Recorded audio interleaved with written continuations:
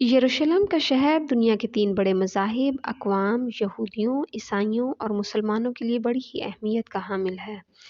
وہ اسے مقدس تسلیم کرتے ہیں۔ یروشلم کے معنی ہے امن کا شہر۔ اس کی تاریخ تقریباً 3000 سال پرانی ہے۔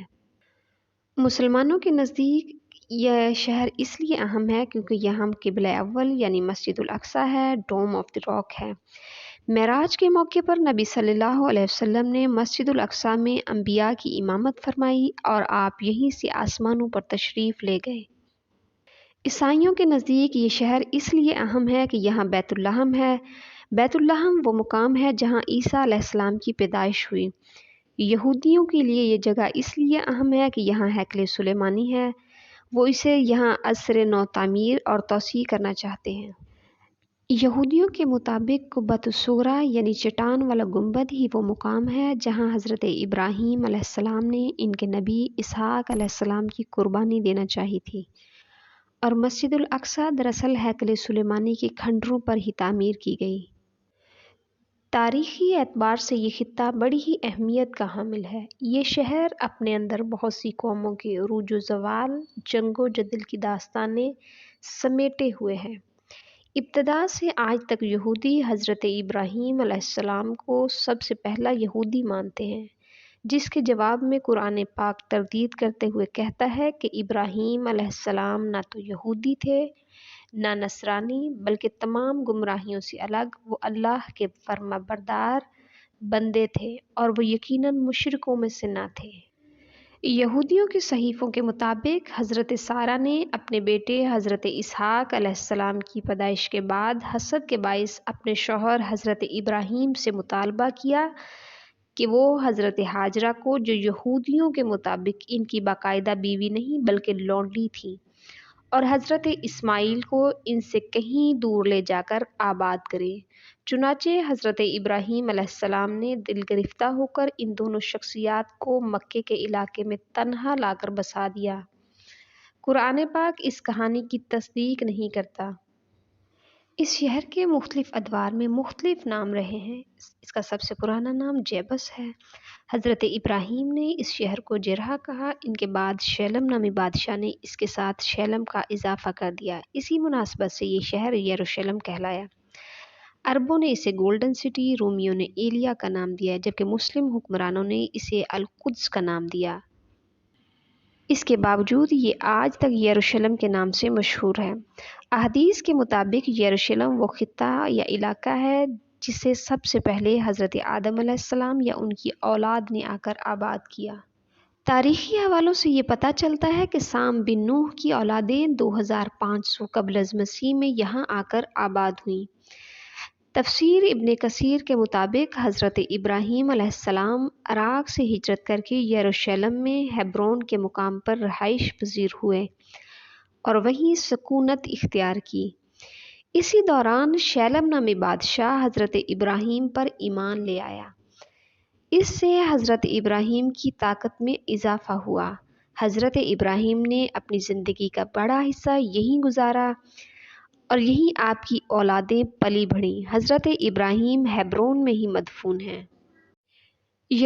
بنی اسرائیل حضرت یعقوب علیہ السلام کا لقب ہے اور یہودی حضرت یعقوب کے بیٹے یہودا کی اولاد سے ہیں۔ اس وقت تک بنی اسرائیل بہت سی برائیوں میں مبتلا ہو چکے تھے، تو اس کی انہیں سزا یہ ملی کہ قوم عمالقہ نے ان پر غلبہ حاصل کر لیا۔ انہوں نے فلسطین اور یروشلم پر قبضہ کر لیا، تو یہ لوگ مصر کی طرف ہجرت کر گئے، جہاں حضرت یوسف علیہ السلام نے انہیں رہنے کی اجازت دی۔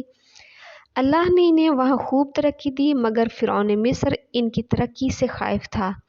وہ انہیں ختم کرنا چاہتا تھا، مگر وہاں بھی یہ لوگ اللہ کی نافرمانی اور سرکشی میں اور دیگر برائیوں میں مبتلا ہو گئے۔ فرعون مصر نے ان کی کمزوریوں کے باعث ان پر غلبہ حاصل کر لیا، انہیں اپنا اسیر بنا لیا اور کئی سالوں تک یہ فرعون کی غلامی میں رہے۔ اللہ نے ان پر کرم کیا اور اللہ نے بنی اسرائیل میں موسیٰ علیہ السلام کو مابعوث فرمایا۔ موسیٰ علیہ السلام مصر میں پیدا ہوئے۔ اس کے ساتھ ساتھ اللہ کا ان پر بڑا کرم یہ ہوا کہ ان کے لیے من و سلوہ نازل کیا گیا۔ بنی اسرائیل صحرا میں سفر کرتے تو بادلوں کا سائبان ساتھ چلتا، پانی کے لیے ایک ضرب پر 12 چشمے جاری ہو گئے۔ موسیٰ علیہ السلام کے دور میں ہی بنی اسرائیل 12 قبائل میں تقسیم ہو گئے۔ بنی اسرائیل اکثر و بیشتر انبیاء کی مخالفت کرتے، اللہ کے احکام کی روگردانی کرتے، اللہ کے احکامات کا مذاق اڑاتے تھے۔ فرعون کی غلامی میں ان کی بڑی تعداد اللہ کی نافرمانی کرتی اور بتوں کی پوجا کرنے لگی۔ پھر 1400 قبل از مسیح میں موسیٰ علیہ السلام نے بنی اسرائیل کو فرعون سے نجات دلائی۔ سمندر نے ان کے لیے راستہ بنایا، جیسا کہ مفہوم قرآن ہے۔ پھر ہم نے موسیٰ کو کتاب عطا کی جو بھلائی کی روش اختیار کرنے والے انسان پر نعمت کی تکمیل اور ہر ضروری چیز کی تفصیل اور سراسر ہدایت اور رحمت تھی، اور بنی اسرائیل کو اس لیے دی گئی تھی کہ شاید لوگ اپنے رب کی ملاقات پر ایمان لائیں۔ ہم نے موسیٰ کو 30 شب و روز کے لیے کوہ سینا پر طلب کیا اور بعد میں 10 دن کا اور اضافہ کر دیا۔ اسی طرح اس کے رب کی مقرر کردہ مدت پورے 40 دن ہو گئی۔ انہیں وہ وقت بھی کچھ یاد ہے جب کہ ہم نے پہاڑ کو ہلا کر ان پر اس طرح چھا دیا کہ وہ گویا چھتری ہے، اور وہ یہ گمان کر رہے تھے کہ وہ پہاڑ ان پر آن پڑے گا۔ اور اس وقت ہم نے ان سے کہا تھا کہ جو کتاب ہم تمہیں دے رہے ہیں اسے مضبوطی کے ساتھ تھام لو، اور جو کچھ اس میں لکھا ہے اسے یاد رکھو۔ انہوں نے اپنے انبیاء پر تمام گھناؤنے الزام، شراب، بدکاری وغیرہ اس لیے لگائے کہ وہ خود بھی ان کاموں میں بری طرح ملوث تھے، تاکہ یہ کہنے کا موقع مل سکے کہ جب ہمارے انبیاء نعوذ باللہ ان افعال سے محفوظ نہیں تو ہم کیسے محفوظ رہ سکتے ہیں، لہٰذا یہ کوئی گناہ نہیں۔ کھانے کی یہ ساری چیزیں جو شریعت محمدیہ میں حلال ہیں بنی اسرائیل کے لیے بھی حلال تھیں، البتہ بعض چیزیں ایسی تھیں جنہیں تورات کے نزول سے پہلے بنی اسرائیل نے اپنے لیے حرام کر لیا تھا۔ ان سے کہو اگر تم اپنے اعتراض میں سچے ہو تو لاؤ تورات اور پیش کرو اس کی کوئی عبارت۔ یاد کرو جب موسیٰ علیہ السلام نے اپنی قوم سے کہا تھا کہ اے میری قوم کے لوگو، اللہ کی اس نعمت کا خیال کرو جو اس نے تمہیں عطا کی تھی۔